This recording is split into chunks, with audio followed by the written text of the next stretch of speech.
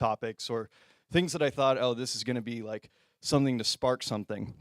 And I actually wanted to get away from that this time when I came up. I was praying, I was looking for, oh, what about something like nice and easy on love? What about something nice and simple on this topic or that topic? But I just kept coming back to one specific story and something that is probably one of the most controversial, fiery topics that affects people that are in this room right now. And I felt a need to say it. And if it is something that you disagree with, you have issue with, please just listen through, take these words in. If you want to argue with me, if you want to insult me afterwards, like, feel free. I'm happy to talk all I want after this. But I just ask that you bear with it.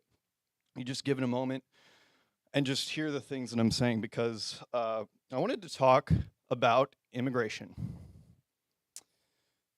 Where's the slides? Backwards? There we go. Okay.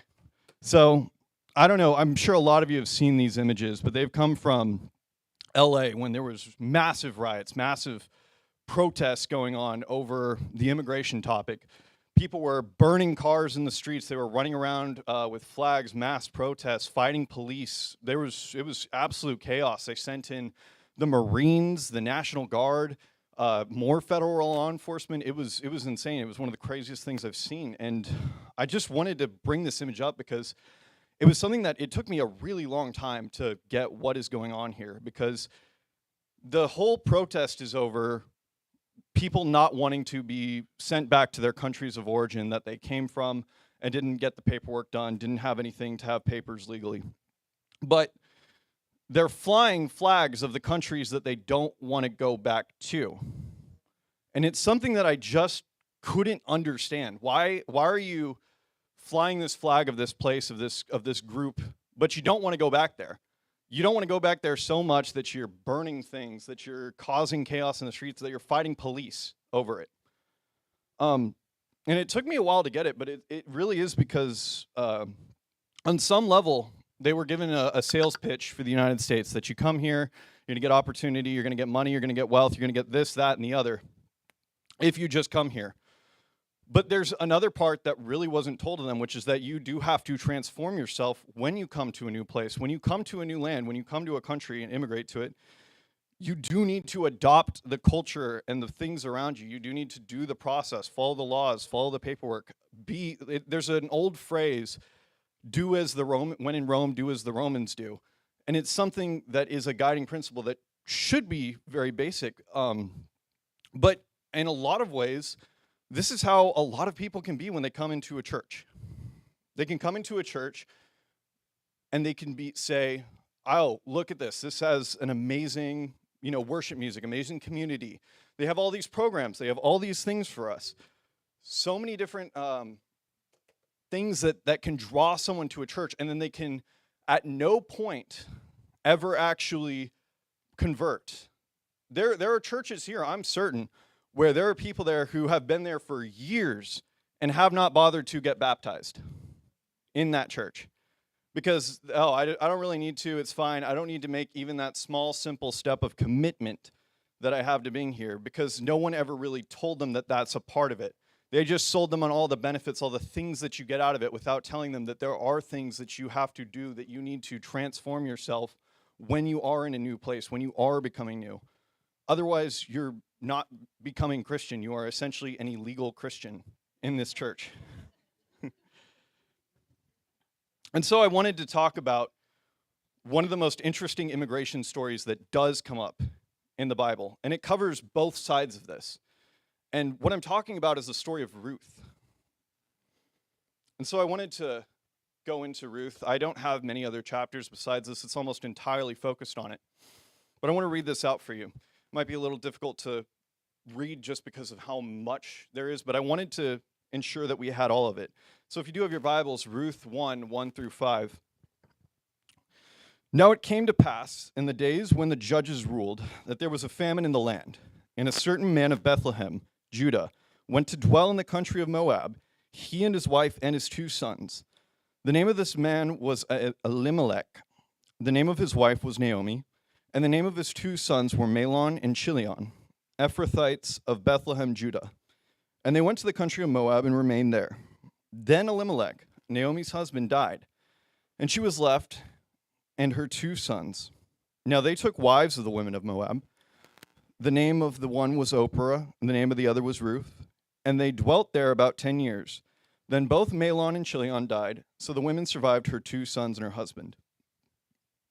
Now, where am I going with this? I just read you this very simple story. There's not much that is directly communicated here, except that he leaves Israel, he goes to Moab. There's a famine going on. When he's there, he dies, so do his sons. Now they're left with nothing. What comes up later is that Naomi acknowledges this, that she went out of Israel full, but she came back empty. She says, don't even call me Naomi anymore because of this. But what is occurring here is we have those who are meant to be in Israel. The land of Israel was the land that was provided to God's people for them. It was where they were meant to be at, where they had wandered in the wilderness for 40 years, where they had gone through all these trials and hardships to get to, that their fathers before them had fought for against the Philistines, against the Canaanites, against all of these different people to hold this land, to give it to them, to build all of these things for them. But now in this time of struggle, where there's a famine, where there are these material things that are going on, they decide, I am no longer going to be in Israel where God said, this is our land, this is where I'm meant to be, and I'm going to go over here. I'm going to go over to Moab. You know, there's no famine in Moab.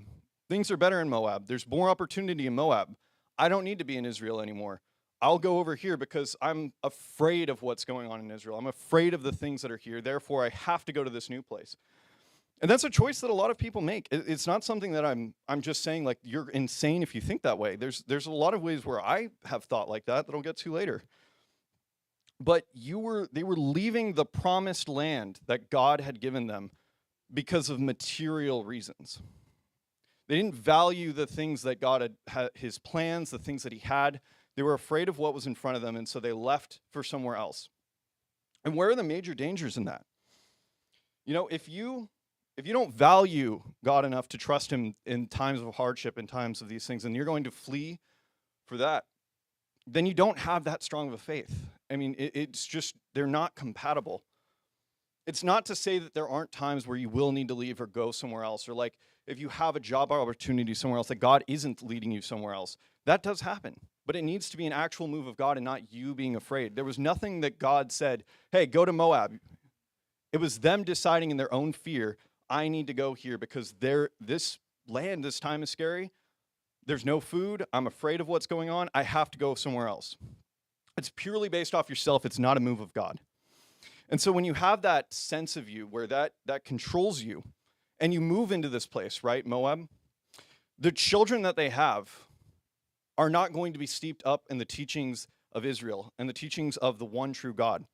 They're going to be going around with children who are of Moab. They're going to be going around with Moabites. They're going to learn the culture. They're going to learn the language. They're going to learn these things, and they're going to become Moabites. And in a lot of ways, that was synonymous with no longer being children of God because the Moabites were pagans. They would have adopted their religion. It's an inevitability. And this isn't something that I'm making up because it's something that you see all the time. You see people who choose, I'm going to pursue this opportunity. I'm going to go over this place. I have no church community. I have nothing there, but I'm going to go there. And inevitably, these people's children almost always end up just going off and just going to a new thing. They don't have the values of Christ within them when they do that. They haven't been raised in anything. They haven't been raised in the church. You've essentially just brought them up with the world. It's not like church and being a Christian is not something that you do on your own. It is something that is always a part of a body, and you must be a part of a body, whether it's this one or any other one, but it is something that you must have as a Christian. And so they decided that they weren't going to have a body anymore, that they were going to just go off to Moab by themselves, and they died. And God did just allow them to die there. They left because they feared death. They ended up finding it anyways. And again, I just want to make it clear, I don't say these things of wanting to chase material things, of not valuing your church, your community, the places where God put you, because I absolutely have those impulses. It's an actual miracle that I was even allowed to be in Fayetteville in the first place. I was meant to go to Fort Lost in the Woods, Missouri is the nickname for it, Fort Leonard Wood. because there's nothing out there. There's literally nothing for miles. It's just this one fort just in the middle of Missouri, and I was supposed to go there for training for my new thing. But in God's grace, I had an illness. I medically retired. I got full pension out of that. I got all of my benefits. Everything was a pure ease in a process that Sean and many others can testify can sometimes be hellish to get through. It was totally easy for me. And I got to stay here, right on the dot as when I was supposed to go somewhere else. I got to stay in the place where I wanted to be, where I had a great community and I had a great church. And despite having all of that for me, there were many times, I had multiple impulses where I was like, I want to go chase that. I saw a job opportunity out in Texas where I could go be with one of my friends, a good friend who's out there, and I could work for him and had all these dreams and desires. And I was like, I can go over there. I should go there. Ended up completely falling apart. Again, praise God that it did. Not too long ago, even before that, federal law enforcement right now is hiring. I've wanted to be a cop. But I would have to go wherever they sent me to. But it paid so much. It paid so much money. I would have been practically rich off of a law enforcement salary because they're paying 6 figures with a $45,000 bonus, and I'm getting my VA disability and all these other things on top of it. I would have been making more money than I ever had in my life if I just signed up for that. And I would have been getting to do a job that I thought I would really enjoy and I thought that I would be good at. But I would have to give up on the things where I'm certain that I am meant to be. And so, thankfully, I had the rootedness of my wife and of others who cautioned against that, who said, maybe think a little bit more about that. Maybe pray on it. Don't just run off and chase these dreams and these things that you have. And it's been for the benefit even then. Even now I'm seeing more opportunities come up, things here where I get to stay here and I get to pursue other things that I really desire and that I really want to do that are more in line with God. And so even though things were rough, I had failed a job that I really wanted, didn't pass, didn't make it, had to go do something else, had to go do other stuff. I'd been upset. I wanted to go somewhere else because it felt like I was in a famine of things that I wanted to do. I was stuck in these ruts. I was stuck in these things. But if you just trust in God, it can bear through and you can get somewhere else with that. If you're just where God wants you to be, even if it seems like there's an issue, even if it seems like you're in the midst of a famine, even if it seems like there's danger, that is far better for you and far better for your future to stay where God has. Or if he does have you move, to go where he has you go. And so I've talked a lot without much scripture, but let's go to a little bit more, okay? Let me see. Again, my apologies on the font. I hope that you can read it. But after Naomi's family died, she decides to go back to Israel. And Oprah and Ruth, her daughters, they want to go with Naomi back there. They want to leave Moab. Remember that they're Moabites. But they decide, you know what, let's go with you, Naomi. Let's go with you. We're attached to you. We'll go too. But Naomi said, turn back, my daughters. Why will you go with me? Are there still sons in my womb that they may be your husbands? Turn back, my daughters, go, for I am too old to have a husband. If I should say I have hope, if I should have a husband tonight and should also bear sons, would you wait for them till they were grown? Would you restrain yourselves from having husbands? No, my daughters, for it grieves me very much for your sake that the hand of the Lord has gone out against me. Just need one moment, but you can mull over that for a little bit. Think about it. See if you come to the conclusion that I'm going to give you.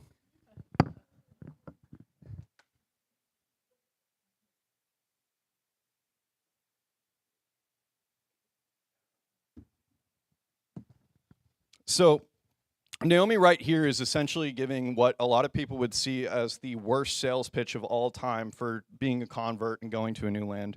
If you took this as a Christian pitch, it's saying, I have literally nothing for you. You're not going to get anything. If you come with me, you're getting absolutely nothing out of it.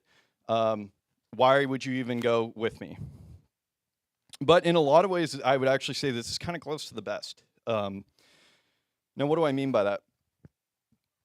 If you're trying to get someone into church, into converting based off of a sales pitch of opportunity, you are missing the mark in so many different ways that is ultimately going to lead to very bad paths for the church to go down. And I've seen this happen before. You can see it in so many different scenarios. You can see it in people who say, you need to come to my church. My church has an amazing worship band. They're professionals. These guys, they've put out music that gets like millions of views on Spotify or whatever. They will sell you a church on that pitch. They'll say, come here just because there's an entertainment, it's a light show, it's all of these things. It's pretty common to see. Or you can even have one that sells it on, hey, look, my church was built in 1800, and we've got stained glass windows that are worth thousands and thousands of dollars. We're on the Historical Society. That's a common thing that's coming up with a lot of people, is they're just seeking some kind of tradition, that they will want to just go to places that are like that. Or there's any other sales pitch that can be given, but it's not what you are trying to give people. It's not about that. It's about the transformation, the things that you can get out of becoming a Christian, not out of just being in a church. And I think that this church, in a lot of ways, we are pretty good about that. I mean, look at us. Like, we really don't have that much to offer, even if we wanted to. Except for being a God-oriented church. I mean, like, if you really look at it, like, we are in a strip mall, we have to fight with a laundromat for parking spaces. You have a mediocre guitarist like myself who couldn't even make sure that his guitar was tuned before he got on stage. It's not, I like this place. I've seen it grow up, and I've seen it become a lot better than it was, but it's still like fluorescent lighting and all of these things. We built this by hand, and it's nice in that sense, but it's still like, it's not everything it could be. There's 100 churches, I'm sure, in the Fayetteville area that if you just looked in are prettier than ours is, or that have a better band than we do, or that have any other number of things that you could say, better parking spaces, better this, better that.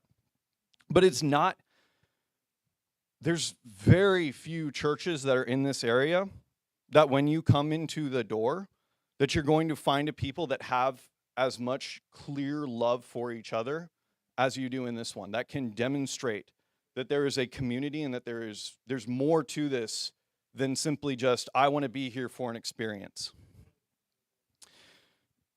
It's something that I've heard time and time again. Like, you might not get it in the same way that Naomi didn't, and Elimelech did not understand what they had in the promised land.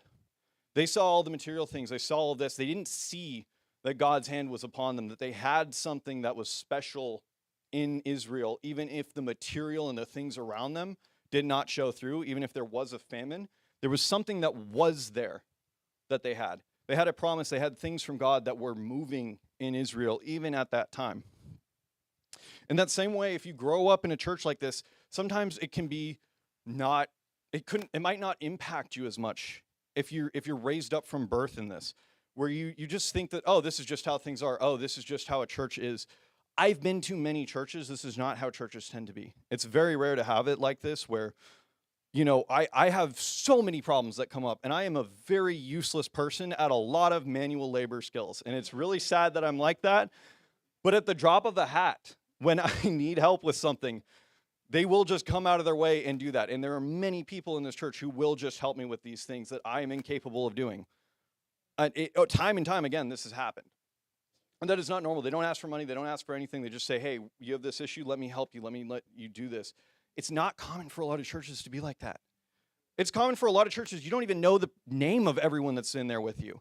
I remember one time I went to a Catholic church at one point with a friend of mine, and literally, like, nobody even knows who they are that's on the same pew sitting on each other. Like, they don't recognize each other. They don't talk to each other. It's like the most like minimal interaction possible. You get in, you get your little bread on the tongue, and then you leave. It's you also kneel and stand and kneel and stand and sit and kneel a lot throughout it. It's a whole process. It's interesting. But either way, like, there's nothing there in a church that church that says these people actually know or care or love one another. And that was what Jesus Christ himself said is the mark of how the world will know you are a Christian during the Last Supper. He said that by the love that you have for each other, that is how the world will know that you are a Christian. That is the most basic clear task that we are meant to have as Christians. And I would say that as a church, we do that pretty well. And that's something that we have to maintain. It's not something we can just pat ourselves in the back for and just say, oh, we're amazing. We don't have anything else to do. It's something that requires constant maintenance. It's something that I fail at. I don't know everyone that's here as well as I should, and I really should work on that. It's something that we do have to constantly maintain. So I wanted to continue on a little bit forward because after Naomi gives that pitch and she says, I have nothing for you, just stay in Moab, Ruth says this, entreat me not to leave you or to turn back from following after you, for wherever you go, I will go, and wherever you lodge, I will lodge. Your people shall be my people, and your God my God. And where you die, I will die, and there will I be buried. The Lord do so to me, and more also, if anything but death parts you and me. And so we aren't told this specifically, but we can understand this, that the person that Naomi was to Ruth was the example of what a God-fearing person should be. She still went to Moab. She still did these things, likely because Elimelech had her move there. It even says that Elimelech brought his family to there. She was being a dutiful wife and following after her husband, even as her husband was making some very dumb decisions, which I'm sure a lot of wives here can relate to. But either way, she had stayed there. She had gone out. And the fact that Ruth has this view of her, of where I want your God, I want to be like you, I want to continue to follow after you because of who you are, it means that she understood just what Naomi was like, and she wanted to be like her, and she wanted to be with her because of how Naomi was, because she had a love for Naomi out of her.